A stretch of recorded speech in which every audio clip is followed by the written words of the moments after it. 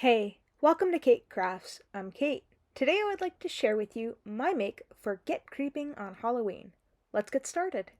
So to kick things off, I've gone ahead and cut out the pieces that I'm going to need for the initial card.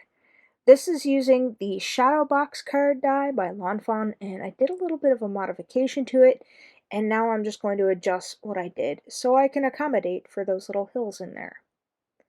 So what we're going to do is we're going to take one side and we're going to mark about 1/2 inch up from the bottom, and then we're going to draw a line right across. Now you don't have to worry about this being seen because this will be cut off later. So I've gone ahead and marked that off, and then I'm thinking I need to add a little bit to that edge right there. So we're going to measure it, and it's roughly about 1 inch. So from that edge of the card, I'm going to go 1 inch in, mark with my pencil, and then I'm going to line up those two dots right there from one line to the other. And then next, we are going to take the other piece and mark 1 inch from the inner side, and then mark 1/2 inch from the bottom side. This is going to be our back piece, and we don't need to cut off that little bit in the back because we are going to do some ink blending. So once I've got that situated, I'm going to take some very sharp scissors, and I'm just going to cut along the line on the back piece, and then on the front piece here, we are going to cut the same line as well, right up to that score line. And what we're going to do next is we are going to take the spooky fence die, it's a border die, and we're going to do some partial cutting right up to that score line. So off camera, I've gone ahead and cut that off, and I'm being very careful not to rip anything. And you can see I have this little excess tab here that didn't get cut, and we're going to snip that right off so we have a spooky fence. And now I'm going to take some low-tack tape, and I'm going to tape the little tab on the back side of the card because I'm going to end up covering that up later. I just wanted a continuous seam that you didn't see that little tab in the back. So we're going to take the Fawn Shadow, or sorry, the Distress Oxide Lost Shadow, and we are going to take the Fawn Cloudy Stencil, and we're just going to go back and forth and create some clouds. Now, you can use a white pigment ink if you like, or whatever you have on hand. I find that I really like the Lost Shadow on the dark cardstock for more of a spooky vibe. It's not as bright as white, because I do have some white pigment ink that I haven't really given a thorough go at yet. It's still sitting on my countertop, and I think I opened up one of them and tried them. I forget, but anyway, I find myself gravitating more towards the Lost Shadow for all of the little spooky things that I do. And here I'm just trying to figure out which way. You could do the clouds any which way you like. Again, you can use the Lost Shadow, or you could use a white pigment ink, or however you make your clouds. If you do this on a white background, you know, the sky's the limit. Any way you want to make the clouds. I don't know, there's something magical about the clouds, if you ask me. So I'm just going to take this all the way down to the bottom. That way I'm better safe than sorry. And that way you can see a continuous row of clouds going all the way down. And once I'm done with that, I'll just take what's left on my brush and bring a bit of that color up so it's not as black. And then whatever I have left on my brush, I'm just going to go over the tops of the hills just to kind of create like a fog effect almost. So now we're going to take off the low-tack tape off that back side there, and we are going to score everything the way that it's supposed to go. So this is going to be going, the little tab will be going on the back, but I'm just going to take my pokey tool and I'm just going to give it a little firm score right there. Somewhere on my table was my bone folder, and I was in such a rush to make this because this has been sitting in my brain for quite a while now, and I wasn't sure how I quite wanted to execute this, as it was there, but I didn't have any big grandiose scheme in my head to create a scene. So we're just going to create a simple scene today. That way I can focus more on how this is assembled. So I've added a little bit of glue with some of the double-sided tape. Sorry, my words elude me today.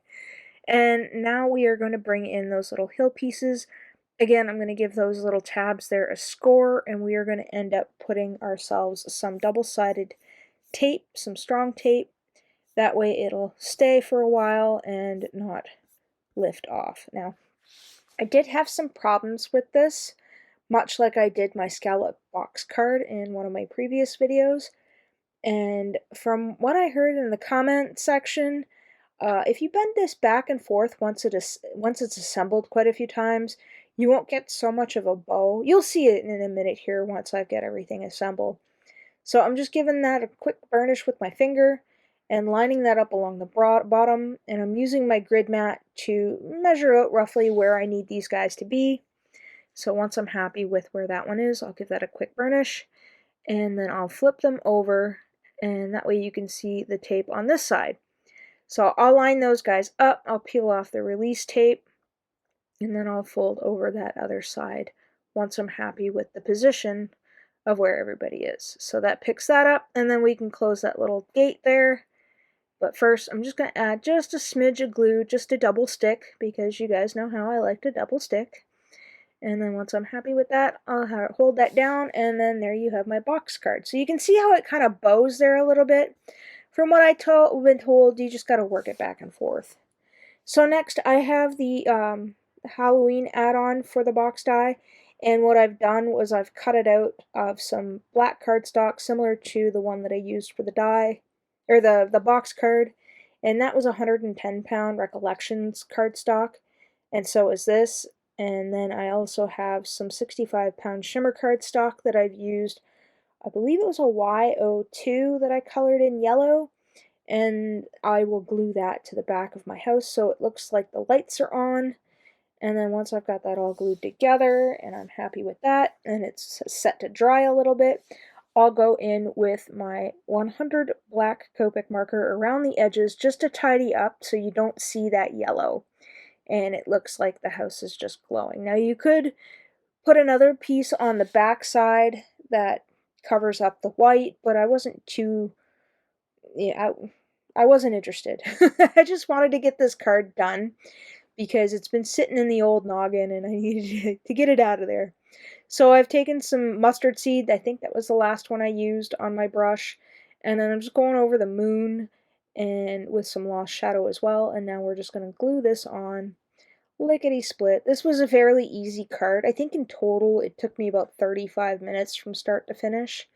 That's with die cutting and figuring out where everything needs to go. And I did it on the first try, which I was quite impressed with myself. I didn't have to start over again.